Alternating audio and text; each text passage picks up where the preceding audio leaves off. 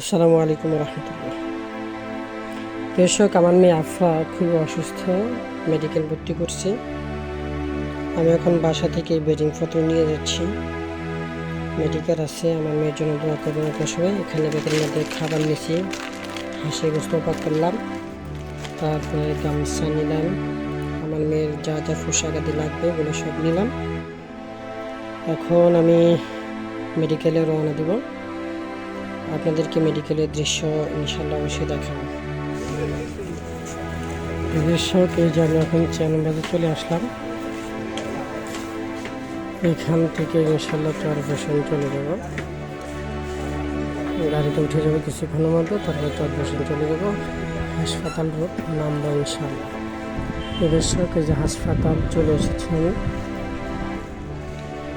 কিছুক্ষণের ভিতরে আমরা ভিতরে চলে যাব।